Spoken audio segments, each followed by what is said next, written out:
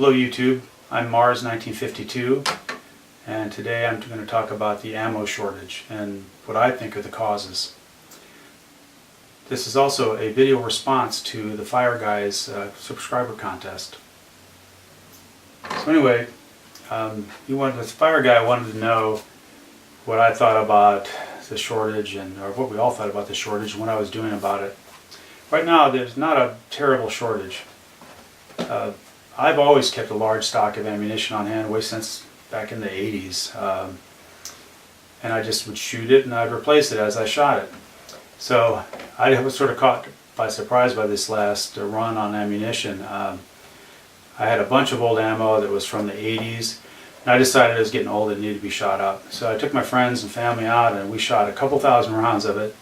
I went to Walmart to buy some new ones, and the shelves were bare except for some oddball stuff that I didn't need. So I didn't panic though. I was a little annoyed by that, and I looked into why the shortage, and turns out people were buying ammo by the bushel because they thought Obama was going to outlaw ammunition or something.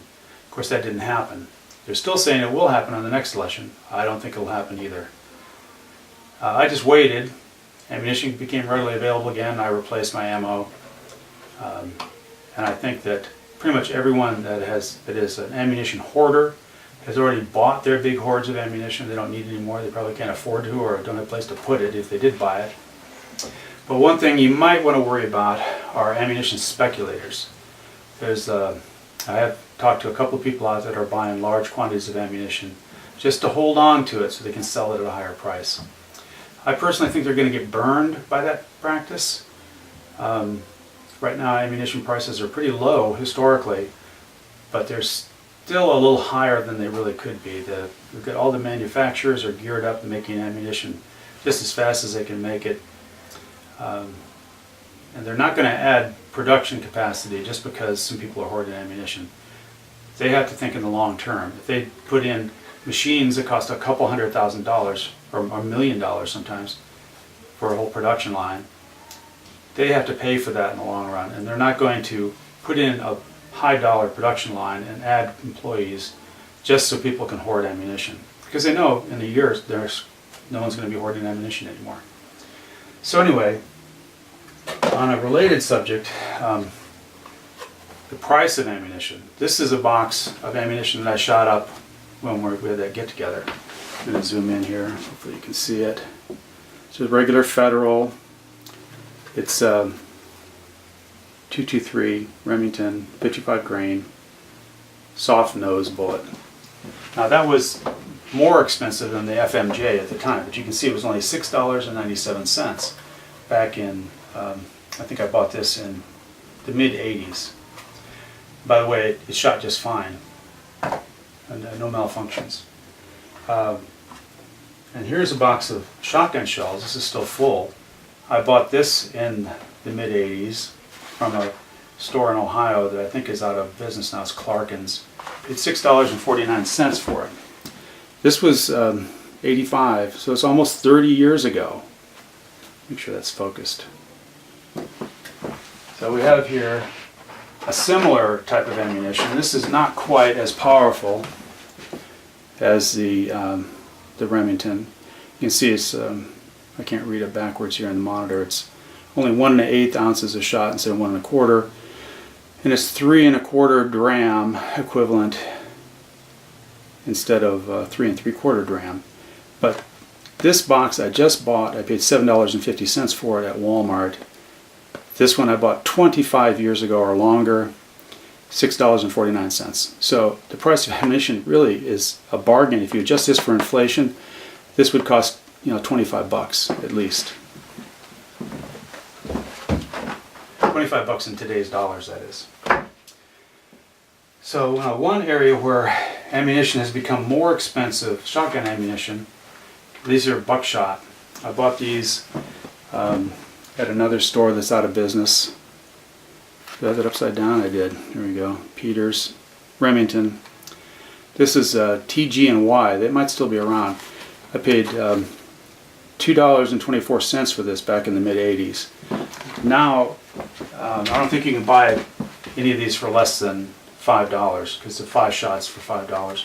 If you buy buckshot in bulk, it seems to me the cheapest prices I found lately are 75 cents a round, but you have to buy 500 rounds to get that price. So I don't have any of the 9mm that I shot up that I purchased a long time ago. I couldn't find any of the boxes anyway.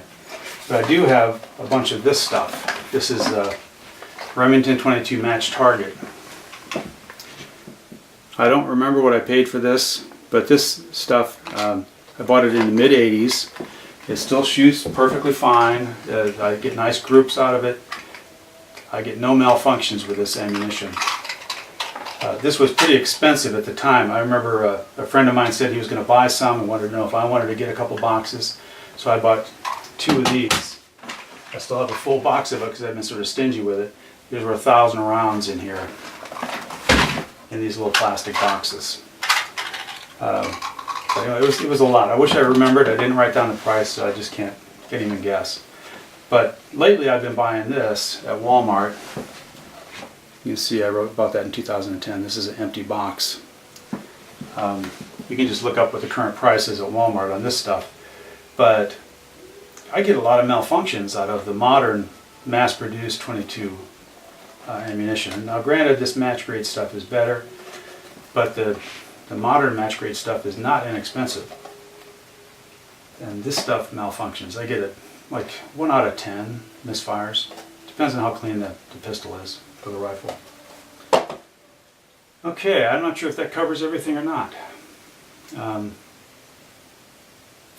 know another thing I wanted to say. I've heard many people say this. They say, "Oh, if Obama gets elected, we're in for deep trouble because he's going to outlaw all kinds of ammunition and raise the price and stuff like that." I don't think that's going to happen. Now, it is true that Obama will be a lame duck if he gets reelected, and a lot of times presidents try to push their agenda more. But at the same time, he's still head of the Democratic Party, and he has to think about the future of the Democratic Party. They're going to want to get their guy elected again. And to do that, they have to not just cater to their base, but they have to cater to everybody else. And there's a lot of support for gun rights on the right-hand side of the political fence. There's quite a bit on the left, actually, too. And everybody that's in power knows that. They're not going to shoot themselves in the foot. They want to stay in power. That's their whole game. Whether the Republicans or Democrats, their whole game is to try to make it you think they've given you what you want so they can stay in power. And really, neither of them give you what you want. They just give you this stick. That's it for today. I want to interject in here that if you don't have a moderate stockpile of ammunition, you should keep enough on hand for your needs. And if you just add to it a little bit at a time, everything's going to be fine. You have a few months now till the election. I'm pretty sure that if Obama gets elected again, people are going to panic and they're going to run out and start buying ammunition again. So there will be another shortage. How big of a shortage, I don't know. But as soon as everything settles down after the election, the ammunition will be readily available again, and I don't really think you need to hoard mass amounts of it. I'm also running a contest. My channel is just about to surpass 1 million views, and I'm having a subscriber, not a subscriber giveaway, a viewer contest giveaway. It'd be nice if you subscribed, but it's not necessary to enter the contest. There's a link down here in the description. Follow that link to the video and you'll get all the information you need. I wanted to give a shout out to some underappreciated channels on YouTube. I think some of these guys might have more subscribers than I do, but they don't have anywhere near the views, so I guess I can still refer to them as underprivileged. The first one is First Patriot Press, all one word. He has a lot of good reloading videos. And then we have Spine Sales channel. He does a little bit of everything. He likes to make stuff. He makes molds. He reloads. There's a lot of good videos there. And we have Ginsboy's 2003 channel. He specializes in an older type of rifle. I don't remember what it's called now. I'll have to put it up over here. But he has a lot of good videos there. And he has a really good series on how to make a mold, a bullet mold.